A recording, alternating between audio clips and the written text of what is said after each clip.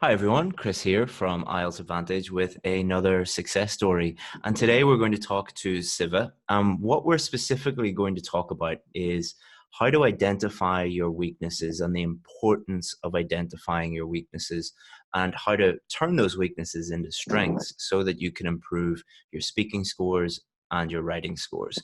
So Siva was really struggling with her writing and her speaking. She was going to lots of different schools and looking at lots of different things on the internet. And when she joined us, we were able to quickly identify the exact reasons why she was not getting the score that she needed. And then she was able to get a band 8 in speaking and a band 7 in writing. So let's learn a few things from Siva's journey on the IELTS test, and then we can hopefully improve ourselves. So Siva, can you start off by just introducing yourself to everyone? Sure. I'm Sivranshni. I'm a working professional. I work for a product-based company here in Chennai, India, and I have attended IELTS twice before joining your course. And like once I have made my attempt once after joining your course to check how far I have improved, and surprisingly, I got the marks what I needed. Excellent, So thanks to excellent. you, Chris. So let's start off by talking about speaking. So we're going to talk about speaking and writing. Those are the two things that you needed the most help with. So when we did a one-on-one speaking with you, what were some of the things that we identified, the reasons why you were not getting the score you needed? Actually, I gave my mock speaking test with Jason, and I set my mind like I should not be getting less than 6.5 because in my previous two attempts I got 6.5. So I should learn all those things whatever I have done in the past and should give it my best. So surprisingly, in my mock speaking test I got 8, and he said like the only thing I need to improve is I'm speaking really fast, Hmm. so that the examiner can barely able to understand me what doing it. So because I'm speaking really fast, there are many chances for me to go my marks low in either in grammar and also in the lexical resource. Hmm. So he wants me to slow down, and so that was the only advice he gave me. So Yeah, from 'cause that day on, I literally try to slow down it. yeah, because speaking quickly is it's caused for maybe one or two different reasons. Number one, people can be very nervous when they're speaking in front of an examiner, and often when people Exactly. feel nervous, they want to like not waste the other person's time, so they subconsciously speak very, very quickly, or maybe because you just are filled with nerves and Exactly. stress, and Yeah. you speak too quickly. The other thing is a lot of people think that speaking quickly means high fluency, and a lot of people are taught that in school, or maybe it's a Yeah. misconception about what good fluency is. Good fluency is not about speaking quickly, it's about speaking naturally. And the problem with speaking too quickly is you're being Exactly. tested on fluency, pronunciation, grammar, and vocabulary. So, fluency, if you're speaking too quickly, you're not speaking as naturally as you could. So, you might have a lower fluency score, but it can also affect the other three, because if you're speaking very quickly, it's difficult for the examiner to understand what you're saying. So, your pronunciation could suffer, but also Yeah. remember our brain is kind of like a computer. If you're trying to do too many things at the same time and too quickly on a computer, it starts to slow Same down and time. it can make mistakes. Same when you're speaking too quickly, you can make more grammar mistakes, more vocabulary mistakes.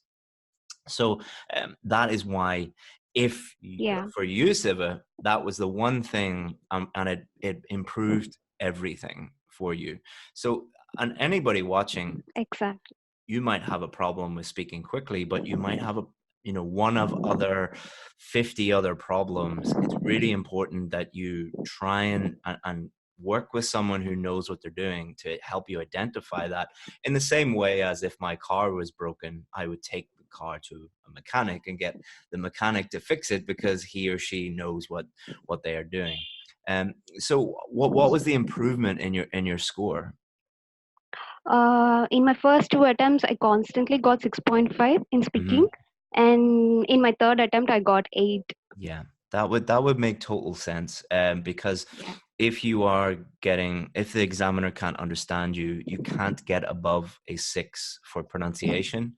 And then you might have got 6 in one of the other things because you were making more mistakes. So Yeah. it's totally normal to get 6.5 because of just one thing, and that's frustrating for a student, but it's very satisfying when you understand what that one thing is, and then you can fix that. So well done, and congratulations for getting your band 8 in speaking. Thank you. And even the worst part was, even I was not aware like speaking really fast would could affect my score. Mm-hmm, So I was not in that consciousness. So later when I attended Zoom session, I learned that like you have to speak naturally, mm-hmm, and you have to let the examiner understand each and every word whatever you're trying to mm-hmm, say.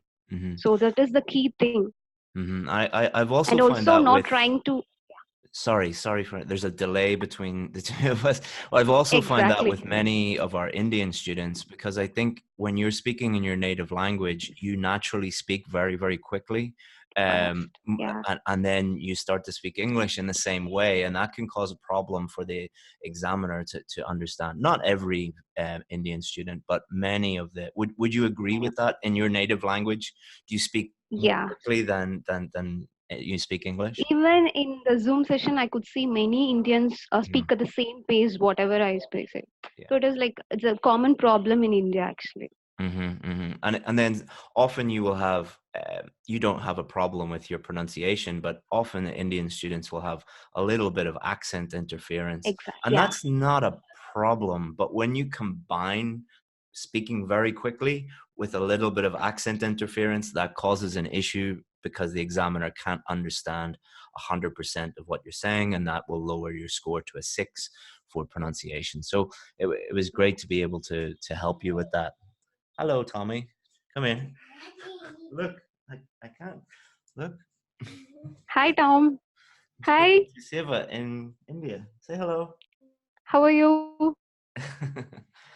I'll be up in 5 minutes, okay? I know it's ready. 5 minutes, all right? He's telling me my breakfast is ready. Oh, that's Sorry for morning for you. interrupting. It's So okay. now we've talked about speaking. Do you want to talk about writing now? Sure, I will Yeah. do. What Yeah. scores were you getting in writing before you joined us? In my first attempt, I got 6, Mm-hmm. and the second attempt, I got 6.5. Mm-hmm. Between my first and second attempt, I just follow your $1 course like Mm-hmm. you used to do previously. So Mm-hmm. I just go through your videos and try to learn on my own, like Mm-hmm. what is the structure I need to follow. And I could see an improvement of point 0.5 there.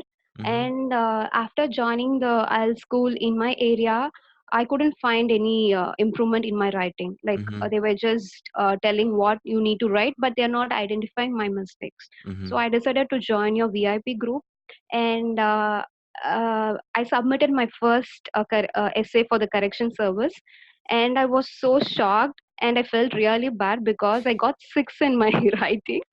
And you people were literally able to identify each and every mistakes, even in the sentence, like articles, the subject verb agreement, the tenses. Like I could see these many mistakes I was doing it. So that's where I realized like I was not getting the score what I want because Yeah. of all these mistakes. Mm. Then what I did was I did so much of things in between. I made like a mini plan. Like I started reading books, I started reading articles, and I did so many things to improve my grammar because grammar Mm-hmm. was my weakest part, especially the articles. So I did so many things, and the second time I took almost 3 months between my first and the second essay. Mm-hmm. And when I submitted my second essay, I got 7.5. Excellent. uh, so I was so happy because I put so much of effort and hard work in that, and I got the scores. And again, I submitted my third essay. There I got 7, but Mm-hmm. still articles was an issue at that point. So I was trying to work on it. Then at one point I decided maybe I'll just book for an exam, and I will give a try to check what is the improvement I have made. Mm-hmm. Then surprisingly, all my scores were I was so happy, and I thought like maybe I got the score whatever I needed. Excellent. And you got a band seven in writing overall at the Yeah, end of it. band Yeah. 7. Yes. Excellent. Yeah. Excellent. So two things. Number one, it's really satisfying to hear you say, after my first correction, I took a lot of time to work on those things, because what Yeah. when Yeah. somebody sees our corrections, they just see all of the mistakes, and it's quite like, oh my God, what am I going to do? Because it's just red. When Everything's I first red. opened that PDF, everything was in red. Exactly, everything was. Yeah. I was like, "What is this? What is happening?" Yeah. Even in IELTS, I got 6.5, but here I'm getting 6. That was so heartbreaking. But Yeah. I knew, like, because of my mistakes, you are giving the correction, Yeah. so I mean, I could figure that out.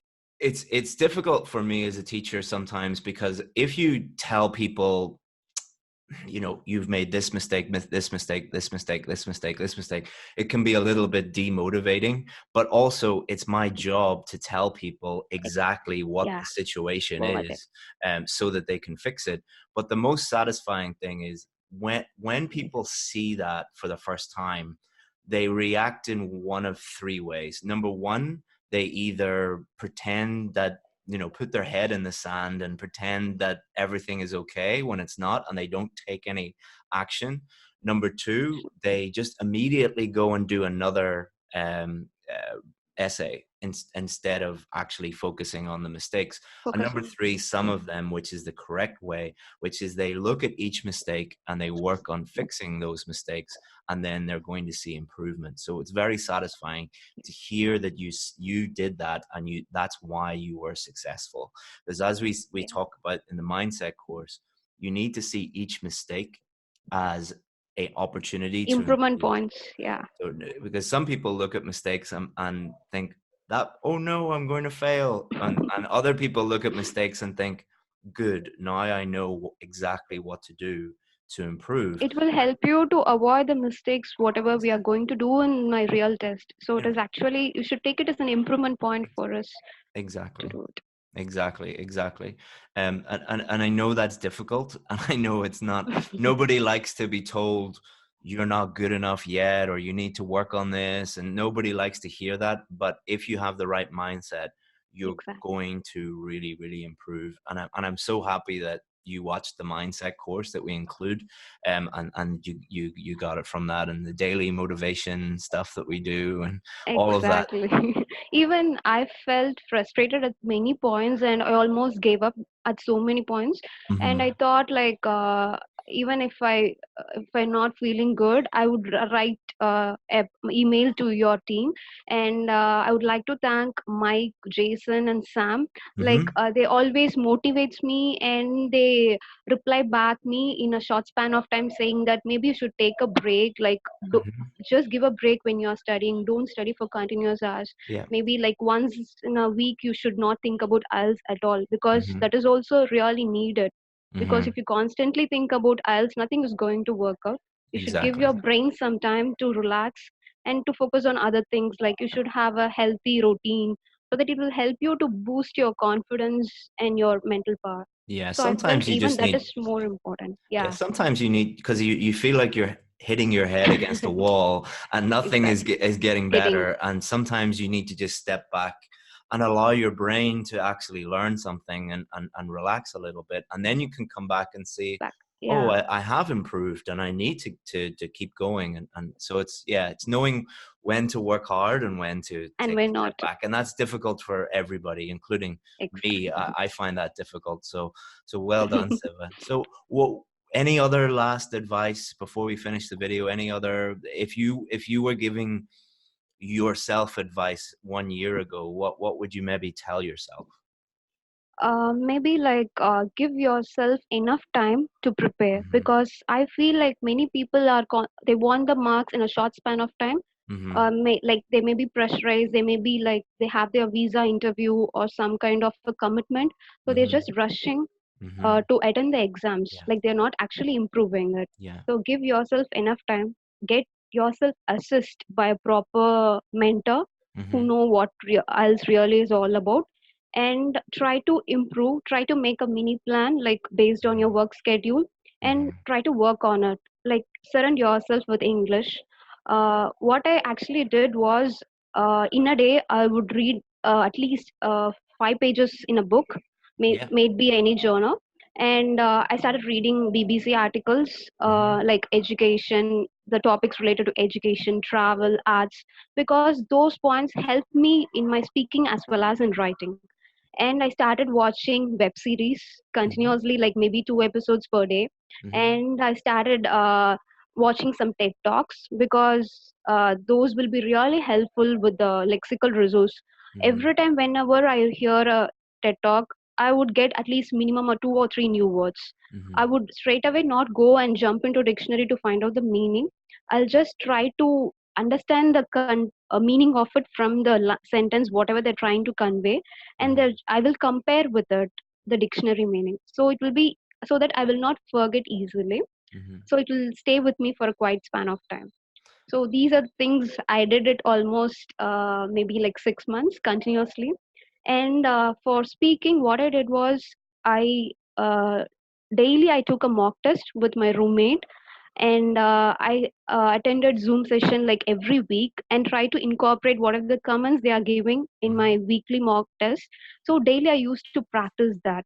Mm-hmm. And also for writing, I try to write at least a letter and essay daily and post it in the FB group, so that people will give me feedbacks. Like I was constantly doing all these things, and I was not worried about my results. That is the most important thing. You should stay positive and you should not be worried about the end result. You should Mm-hmm. see only the progress and The how far you're, process. Yeah. exactly, the process, and also the progress, how far you're going to make it. Yeah.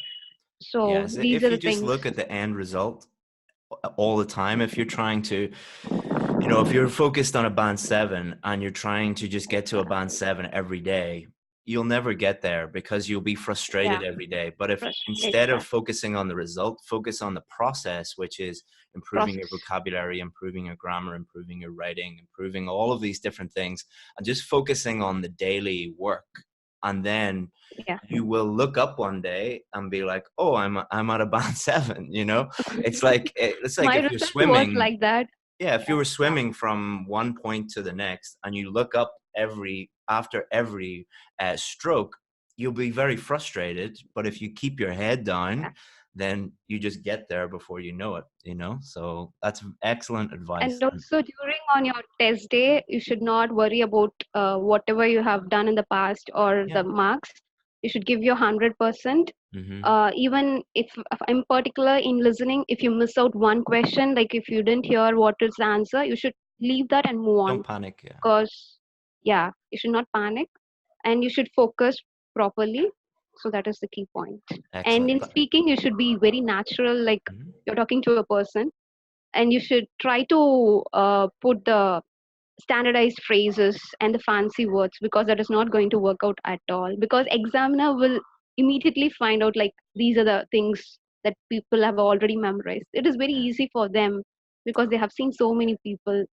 Yeah. So see, someone who got a band 8 didn't use fancy phrases or fancy words. So, I don't know how many times I have to say this, but I'm very, very proud of you because it's very satisfying for me to give people the advice and then someone takes it and then actually gets the scores that they need, because we give a lot of advice in the group and free advice, but not many people take that advice and actually do the things. And the people who do everything that we say, they always get the scores that they need. And I know we have very high standards and we expect people to work very hard, but it's the only way. There are no tips or tricks or hacks, Exactly. but if you do the work, you'll get the scores that you need. And thank you so much for sharing that. And yeah, congratulations again. And I wish you all the Thank you, best of Chris. luck Thank in you. the future. Is it Canada you're going Thank to? you. Yeah, I'm applying for Canada. Excellent. Well, good luck in the future. And if you need anything in the future, always feel free to Sure. get in touch I with us. miss all those Zoom sessions because I can't attend right now. Excellent, Siva. Well, thank you so much Thank you, again. Chris. And thank you for helping everybody who's watching. Thank you so much, Chris. Thanks Bye for bye. all the work you're doing. Thank you. You're welcome. Bye bye.